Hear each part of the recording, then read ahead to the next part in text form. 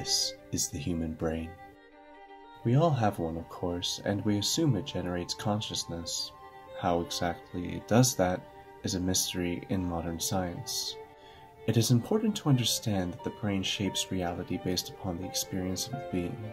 The environment that the being is placed, as well as the information the being has attained throughout life, will fundamentally shape their perception of reality. This is because the brain, from childbirth, is being programmed based on the society presented. The household environment, as well as the society that one happens to be born into, will mold the mind. This is how cultures and societies are created and maintained. Language, behavioral, and belief systems are all maintained by the passing down of information to the minds of the children. The brain is comprised of over 86 billion brain cells called neurons. These neurons are responsible for everything in terms of thoughts, feeling, and motion. But alone they are virtually useless. They must connect to other neurons in order for the brain to work, and how they do that is remarkable. Each neuron branches out and can connect to over 50,000 different neurons. Though they do not actually touch each other, tiny gaps between the branches, called a synapse, is where the electrochemical signals are transferred between one neuron and the other. 86 billion neurons, each with 50,000 connections, all communicating, all working together in harmony. With this powerful brain, we have survived the primordial era, the harsh elements, and catastrophic events that changed the Earth. We have developed sophisticated cultures, sciences, and technology. We have so much potential to be more than what we currently have become. The youth, the future of our species, is completely lost in apathy, completely indulged in ignorance. The societies presented to mankind are designed to produce obedient workers who lack the critical thinking skills necessary to piece together the truth about the nature of reality, who lack the will to even care. And they go on to have children of their own when they have not fully matured mentally or spiritually. Doing so maintains the corrupt control systems set in place that are designed to maximize profit for the ruling elite. For an ignorant population does not care about things that truly matter, and they certainly do not care about the crimes committed by their own governments. Despite our potential to be a peaceful, harmonious species, we have come to a point where we as a people have passively allowed multinational billion-dollar corporations to destroy the Earth. The Amazon rainforest, the lungs of the planet, is being cut down and replaced with farms in which destroy the biodiversity of the soil with pesticides and chemicals, rendering them unsustainable after a decade. The cities grow larger and larger, demanding more land to be cleared for the expansion of our backward societies. Roads and highways split the land apart, destroying the migration of countless animals, and very few people care. Our advanced cell phones and computers are made in factories where conditions and wages are no better than paid slavery. Many commit suicide on such a regular basis that the owners installed nets to keep them from jumping to their deaths. The truth about how we obtain the resources used to create cell phones and computers is well documented now. Our ignorance, coupled with our greed, creates the conditions that keep famine and poverty alive. Likai, would you tell us exactly why you're protesting today? Yes, people, we're here today protesting in front of the Apple Store because there is a connection between the success of apples and the genocide in the Congo. We economic hitmen have managed to create the world's first truly global empire, and it's basically a secret empire. We do it many ways, but principally we identify a country that has resources our corporations covet, like oil, arrange a huge loan to that country from the World Bank or one of its sisters. The money never actually goes to the country. It goes to our own corporations to build big infrastructure projects in that country that help a few very wealthy people, but don't benefit the majority of the people who are too poor to buy electricity or have cars to drive on the highways, and yet they're left holding a huge debt that they can't repay. So we go back at some point and say, you know, you can't pay your debts. Give us a pound of flesh. Sell your oil real cheap to our oil companies. Vote with us on the next critical UN vote. Allow us to build a military base in your backyard. Something along these lines. And when we fail, the jackals go in and either overthrow or assassinate these leaders. And if the jackals fail, as they did in Iraq, then we send in the military. I don't think the failure is capitalism. I think it's a specific kind of capitalism that we've developed. We've created what I consider a mutant, viral form of capitalism. And this mutant form of capitalism, which I think is really a predatory form of capitalism, has created an extremely unstable, unsustainable, unjust, and very, very dangerous world.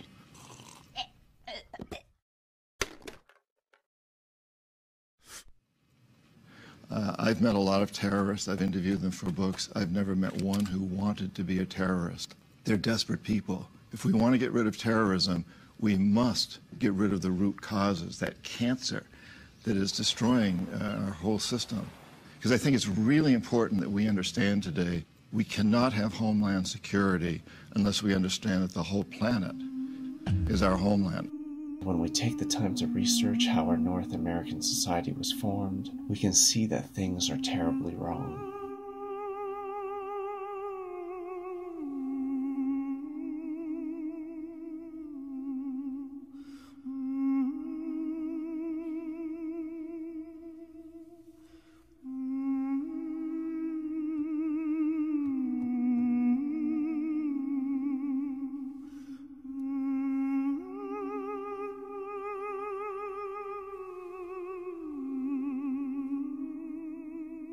This is a nation founded on genocide and built on the backs of slaves.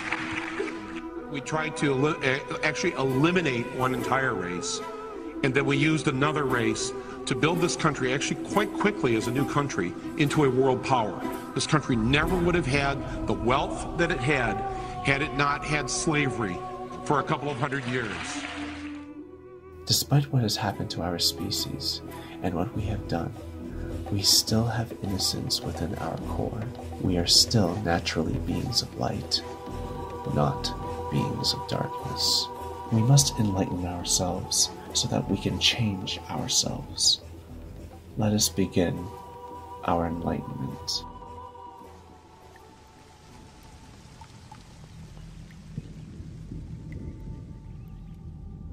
This is a photograph of the Earth. Everyone you know is in this picture. We are all one. Each individual, part of the whole. There is no planet B. This is all we have. We would not be here to experience life if it weren't for this planet. Like a mother providing life to her child, the Earth equally shares all of the air, food, and water, using the sun's energy, creating the conditions for life.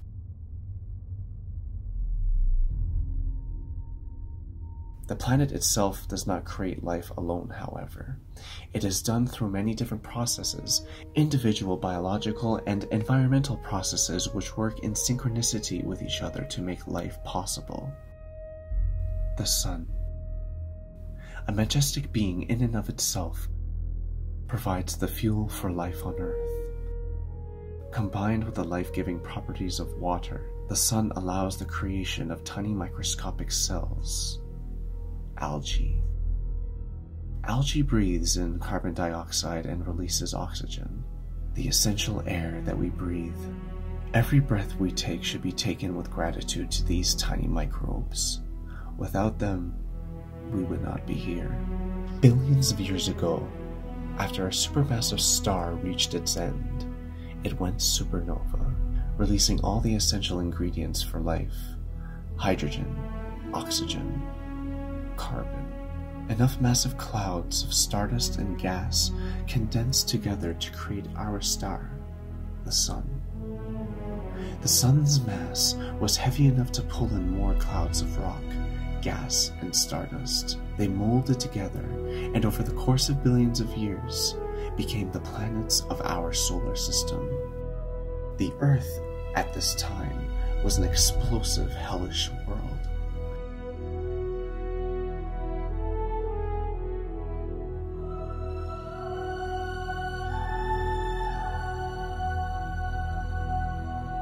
Volcanoes were erupting everywhere, creating seas of molten lava that stretched out across the entire planet.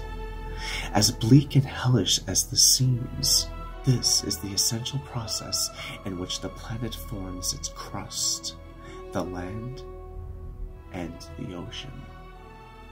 The gases that emerged from the volcanoes contained carbon dioxide, methane, with hydrogen and oxygen as well. As enough particles were escaping from the volcanic eruptions, gravity held the particles from escaping to space. An atmosphere began to form. The seas of lava cooled to a hard rock crust, and the excess vapor condensed into clouds, clouds which then formed into storms, condensing into rain. It is my theory that the vast quantities of water found on Earth were formed by a self-contained process. The Earth at this time was one giant ocean. The volcanoes did not stop, however, due to the movement of the tectonic plates. Tectonic plates are the massive pieces of land that make up the crust of the Earth. If we put all the land masses together, they would fit like a perfect puzzle. But only if the Earth was smaller. It is almost as if the Earth grew.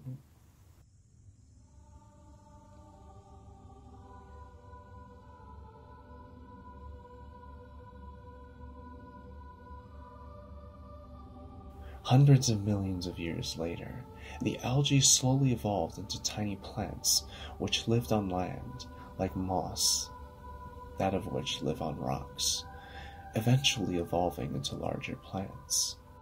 But it wasn't the only organism dominating the land.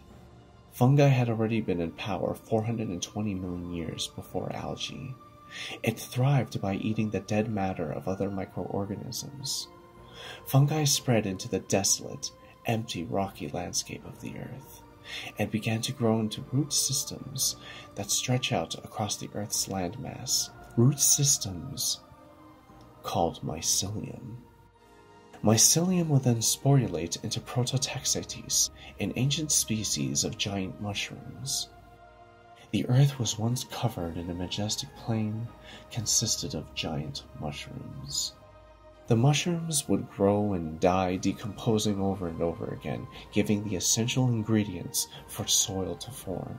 Soil that was then suitable for the descendants of algae to thrive within and evolve. They would then become plants.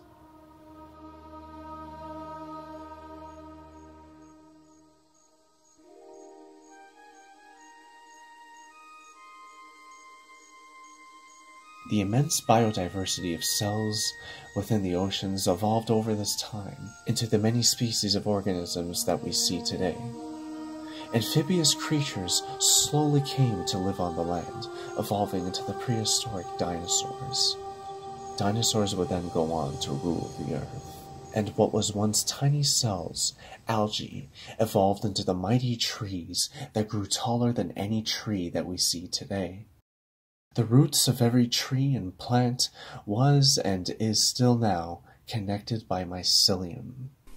The mycelium infuses all landscapes. It holds soils together. It's extremely tenacious. It holds up to 30,000 times its mass. We have now discovered that there is a multi-directional transfer of nutrients between plants mitigated by the mycelium. So the mycelium is the mother that is giving nutrients from alder and birch trees to hemlock, cedars, and Douglas firs. This is photomicrographs from Nick Reed and Patrick Hickey. And notice that as the mycelium grows, it conquers territory, and then it begins to net. I've been a scanning electron microscopist for many years. I have thousands of electron micrographs. And when I was staring at the mycelium, I realized that there are microfiltration membranes. We exhale carbon dioxide, so does mycelium. It inhales oxygen, just like we do. But these are essentially externalized stomachs and lungs. And I present to you the concept that these are extended neurological membranes. There's alternative pathways for channeling nutrients and information. The mycelium is sentient. It knows that you are there.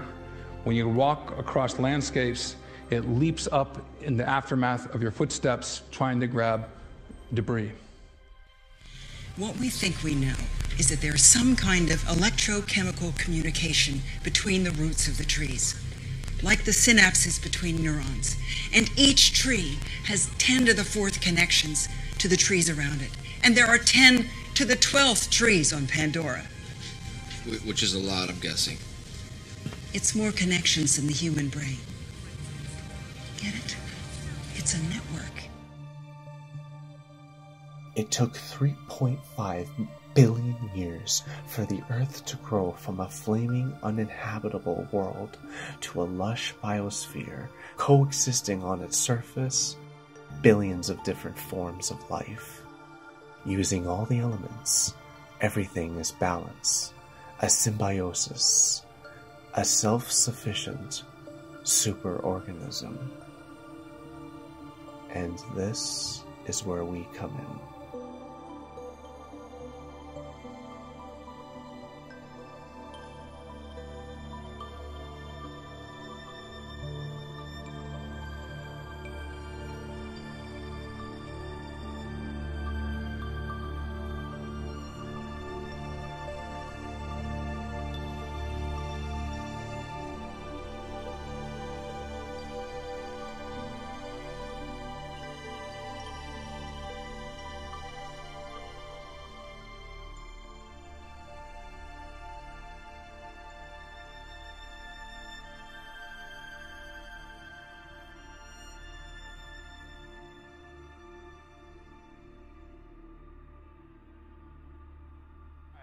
This is what I think about people, and this is where it's going to get really weird. I think human beings are just a very complicated form of bacteria. I think if you looked at the Earth as a living organism, and who's to say that it's not some sort of a super-organism? It's certainly a host for life, and we're considered a living organism, but really we're a host for life. There's more E. coli living inside our gut than there have ever been people ever. There's bacteria that's constantly around you, and your body's fighting off that bacteria until your body grows old and dies. And then it doesn't fight it anymore, and that bacteria just eats your body. That's what it does. I mean, that's what it's there for. Okay, well, if you looked at the Earth as this living organism, and like you were flying into LA, and you're passing over these beautiful mountains, and you see the ocean ahead, it all looks natural and beautiful, but then you see LA. Well, what the fuck is that? That's a growth. That's cancer. It's big, and it's brown, and it stinks, and smoke's coming out of it, and it gets bigger every year. And it doesn't matter what you do, it's gonna keep going. You could knock it down with a fucking hurricane, it rebuilds. Light it on fire, it rebuilds. And I think if you were an intelligent life form from another planet and you were looking at the Earth, you wouldn't see individual people. You wouldn't see housekeepers and limo drivers and stand-up comedians. You wouldn't see that. You would see mold on a sandwich. I think if you look at us objectively and the way we're headed and the way we've always been, it doesn't matter how much access to information we have, it doesn't matter how much technological innovation we have, we're always going to destroy the Earth. Because I think somehow or another that's what we're supposed to do. I think that's our purpose here on Earth. I think we are here to fuck shit up. I think we're here to eat the sandwich. We are not meant to be a virus. We have, however, been manipulated to be a virus. We come from the Earth, and therefore should be coexisting with all the life on the Earth, and with the environment itself. But we severed our connection to the planet, and thus severed our connection to spirit.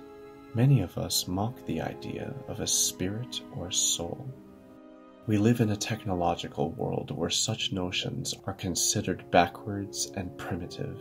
City design as well as societal paradigms shape the perception of the mind. The city designs presented to mankind, the grid-like plotting of buildings, houses, roads, malls, and a few trees set up for decoration along the side of roads, are designed to create the illusion of separation between us and the Earth.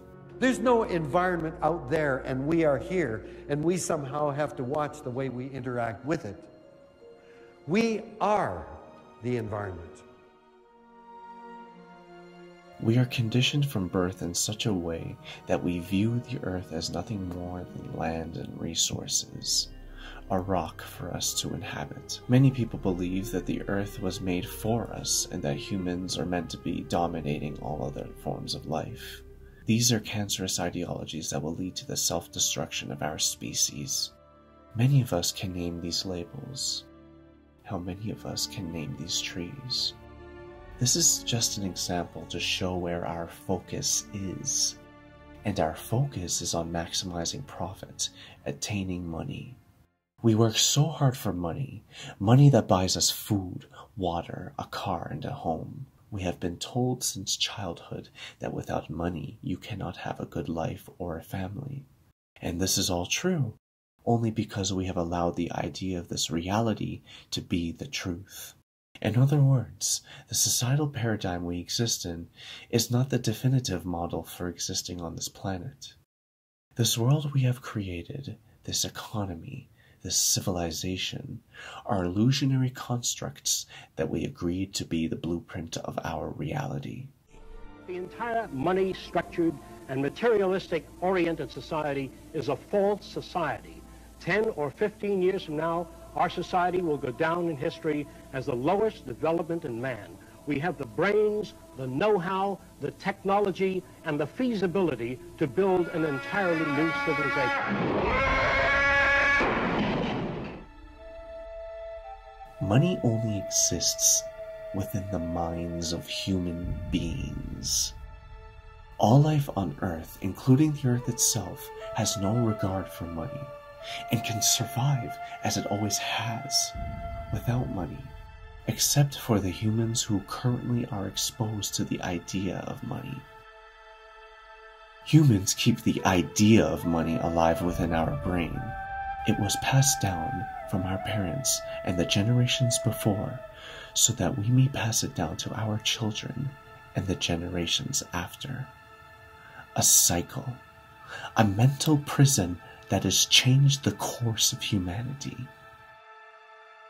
Money has changed the way your brain thinks about reality, what is important and what is not, what your priorities will be. Of course, to be alive in this civilization, you need money. You must be a worker when you become an adult, but before that, your parents installed you within an institutionalized schooling system with the intention of educating their child. Unfortunately, in reality, the children are simply being conditioned to be working cogs of the machine, and they become consumers, pursuing careers, obtaining housing, starting a family, and repeat the process, all while maintaining the distorted societies that continue to war with each other and destroy the biosphere. I quoted the Trilateral Commission view of the educational system, namely it's a system of indoctrination of the young. And I think that's correct. It's a system of indoctrination of the young. That was the way the liberal elites regard it, and they're more or less accurate. So the educational system is supposed to train people to be obedient, conformist, not think too much, do what you're told, stay passive, don't cause any crises of democracy, don't raise any questions. And all of this is a technique for selection for obedience. Humans have also created different religions that succeeded in dividing the human race. What has happened over the course of time is that these religions, which were created for a pure and noble purpose, have been manipulated by powerful and wealthy groups of people. They institutionalized these religious belief systems, and the result was war, division, and genocides. So much hatred for one another, yet we don't see that we are one family. Humanity has been so manipulated by belief systems that only exist within the mind. We should be living as one. There is a way for us to change our ways, and it lies within ourselves.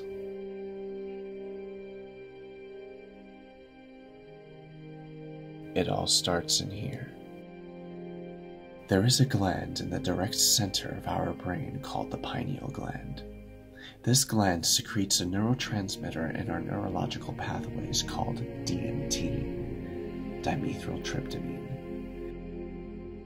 It is released during birth, during death, during meditation, starvation, and every night when we are in deep sleep. DMT is regarded by some scientists, neurologists, and psychiatrists to be the spirit molecule.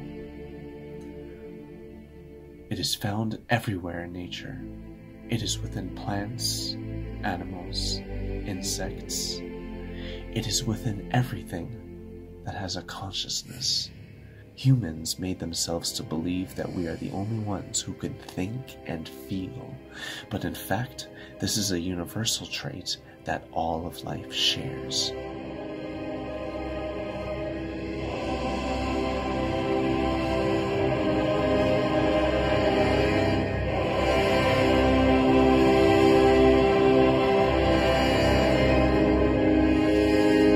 Nature communicates using biochemicals, which makes sense considering that these chemicals are essentially messages created by cells in order for them to communicate with one another, meaning that nature has intelligence, which shouldn't be hard to understand considering that we are extensions of nature and that we are intelligent.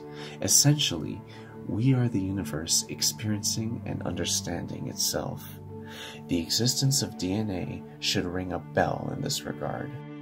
DNA is the essential building blocks of life, and it baffles scientists to this day. It is responsible for all the forms and variations of life. It carries down the genetic code to create the features of the organism, and it's coiled up within every single cell in the human body. It is conventional wisdom in mainstream science that 97% of our DNA is junk DNA, and that 3% of DNA is responsible for our physical appearance and anatomy. This is a strange thing for scientists to say. We must understand that everything that nature produces is there for a reason and a purpose. Everything has a purpose. The other 97% of DNA that we deem to be junk is anything but. It is we who are observing the DNA with the wrong methods. There is a hidden language within that 97% of so-called junk DNA. According to all linguistics, all human languages follow a pattern called Zipf's law. This law showcases that there is a relative rate and ranking of word use in all languages, that all adhere to this pattern. It is this very pattern that is found within the coding of our junk DNA. What does this mean? Could this all be an accident? Or could DNA have been engineered, designed?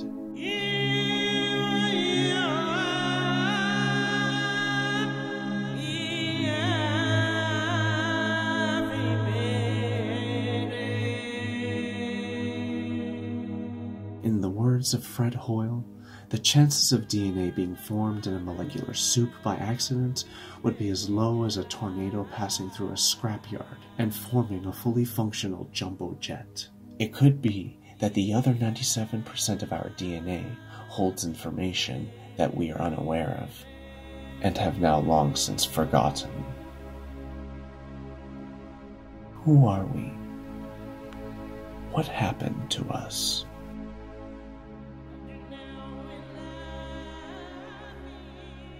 During the last 30 years, new evidence has been surfacing that supports a different take on the genesis of civilization. René Adolphe Schwaller de Lubieux was one of the first Westerners to bring about the evidence and its implications. He is the one who popularized the use of sacred geometry in Egyptology during his study of the art and architecture of the Temple of Luxor in Egypt. John Anthony West, an independent Egyptologist, would bring Schwaller's work to the public's attention, work that has stood in direct confrontation with the existing outlook on history. Graham Hancock would then do further research into the implications presented by those like Schwaller and West. Further observations were made by construction engineer Robert Bauval, who determined that the pyramids, as well as the Sphinx, were designed to make astronomical correlations with specific star systems and constellations, in this case, the constellation of Orion and the constellation of Leo, both of which are targeted by the Sphinx and the pyramids at precisely 10,500 BC. They determined that whoever built these structures had sophisticated knowledge of astronomy and the precession of the equinoxes, a phenomena caused by a slow wobble of the Earth on its axis, in which one complete rotation takes 25,920 years. The ancients encoded this knowledge within the properties of the pyramid's architecture, a time capsule, waiting for a time when an advanced civilization, such as our own, would decode the messages encrypted within. People like Randall Carlson takes it a step further by showcasing that the Great Pyramid's dimensions reveal its precise position on the Earth. And this is not the only megalithic site that showcases these curious facts. Megaliths around the world were designed in association with the precession of the equinoxes, as well as associations with their position on the Earth. No civilization in recorded history possessed this kind of geodesic knowledge until our civilization, implying that there once was a civilization capable of doing so, not recorded in our history. And our recorded history spans roughly 6,000 years before fading into obscurity. From there, we can only work with the remnants found in the ground and make anthropological assumptions based on methods such as radiocarbon dating. So, with that in mind, let's take a look at the Sphinx.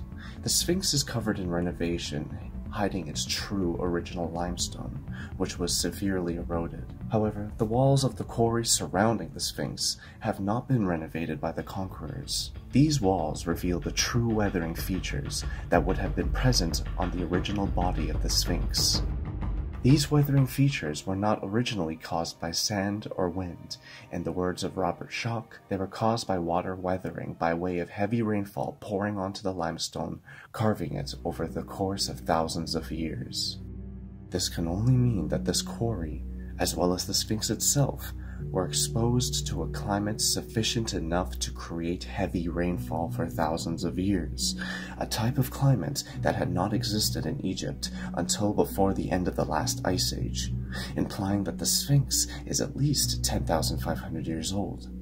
This geological evidence contradicts the established current Egyptological paradigm, which adheres to the notion that the Sphinx is only 4,500 years old, fitting it nicely within the accepted chronology of history. A story we tell ourselves over and over until we forget that it is a lie.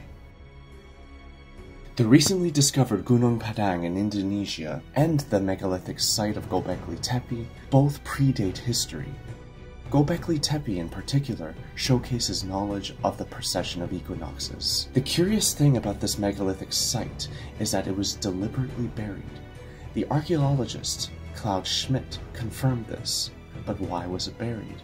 Was knowledge being hidden, preserved, so that we may decode its message later on in time? Were people systematically eradicating evidence of this information, and whoever built it hid it from those eradicators? The iconography found at Göbekli Tepe can be found around the world at megalithic sites. One important feature would be the placement of the arms of these megalithic stones, the fingers clasping one another across the belly. This precise design can be found at Easter Island on the Moai megaliths, as well as the statues found in South America. Some of the statues at Easter Island have been found to be over 72 feet tall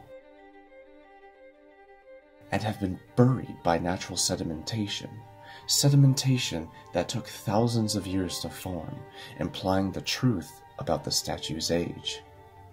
Curiously, almost all the Moai heads are positioned along the rim of the island, as if to signal out to anyone sailing by that there are people here, stuck in the middle of nowhere. Survivors who settled on land after a massive calamity. Myths and tales around the world from virtually every culture speak of a great flood, each in their own different interpretation. When reading the flood myths, it is important to note that these are people who are describing natural phenomena based on their interpretation of reality. For example, God's wrath is simply natural catastrophes. A fire snake in the sky would be describing a comet. It is important to understand this because each culture is recording the same natural catastrophe that is only now being understood: the Younger Dryas impact event. And the claim made by people like Graham Hancock is that the Younger Dryas impact event not only put an end to the last ice age, but it also wiped out the advanced civilization in a series of catastrophic floods due to a sudden increase of meltwater into the oceans that raised the water by 400 feet, completely submerging many areas of the world, scattering the survivors, forcing them to resettle and begin anew. Those who took shelter, preserving the technology and knowledge of the lost civilization, would introduce themselves to the now scattered and primitive tribes of the world. This, in a nutshell, makes sense of the similarities found between each savior in these cultures, who are depicted as bearded men who pass down knowledge to the people: agriculture, astronomy, and medicine. Two examples of these figures would be Quetzalcoatl in ancient Mesoamerica and Osiris in ancient Egypt. The recorded history of our paradigm is not the total history of humanity, nor is it the recorded history of civilization in totality. In reality, all the events in recorded history, all of which coincidentally take place after the end of the last ice age, are indeed events taking place within a post-apocalyptic world that was forced to renew, rebooting human civilization, and thus rebooting history. Which explains why in recorded history, civilizations sprout around the same time around the world. The evidence is everywhere and can be found through multiple disciplines of science. It is just simply waiting to be discovered by you. Part of the awakening that must occur is remembering who we were before the fall of humanity, before the true apex of human achievement was brought to a catastrophic end. Who we were then and who we are now are opposite ends of the human societal paradigms. Only a society that was truly intimate with nature would go to the lengths to encode the properties and motions of the earth within their architecture. Disciplines of ancient science, such as sacred geometry, furthermore showcase the intimate association between humanity and the universe, a philosophy pertaining to the mysterious intelligent nature of reality. They designed their civilization to maximize the experience of being alive in a human body. The resonating chamber that is the interior of the Great Pyramids seemed to suggest that it was also used as an acoustic device, a musical instrument amplifying the sound of meditation. They revered the universe as sacred, and thus revered life as sacred. This is what we must return to as a species, now more than ever.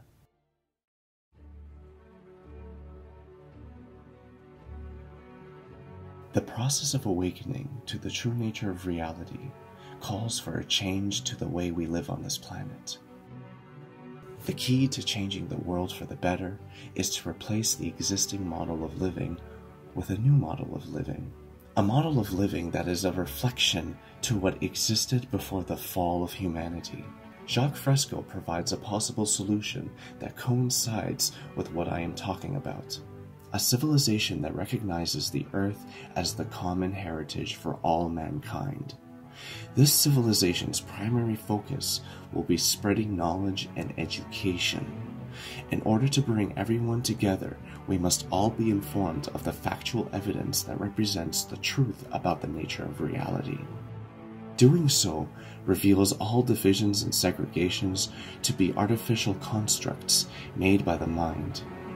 Knowing that all life on Earth is genetically related implies that all life is part of the family tree, one that must be protected. The societies currently presented to the human race wastes the Earth's resources. They follow a take-make-throw-away economy known as a linear economy, an economy designed to manufacture the same items over and over, a consumer-based economy that is consuming the Earth's resources, only to be thrown away. What Jacques Fresco presents is a method of living known as a resource-based economy that does not operate on the basis of maximizing profits for an artificial currency. This model for resource cultivation ensures that we use exactly what needs to be used, nothing more. Materials will be designed to last. Machines and automation can perform the mundane tasks, while human beings can focus their endeavors on family, society, and life the way it should be. All it takes is for each person to expose themselves to the pieces of information that fit together to create the picture that I am presenting to you now. We are part of a story, the story of humanity, and it is an incredible one.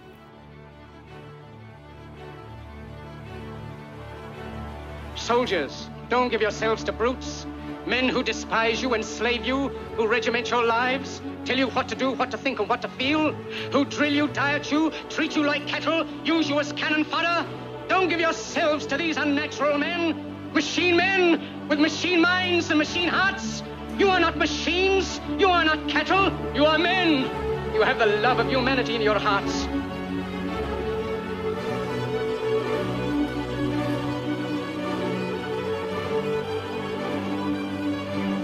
You, the people, have the power to create machines, the power to create happiness. You, the people, have the power to make this life free and beautiful, to make this life a wonderful adventure. Let us use that power. Let us all unite. Let us fight to free the world, to do away with national barriers, to do away with greed, with hate and intolerance. Let us fight for a world of reason, a world where science and progress will lead to all men's happiness. Let us all unite!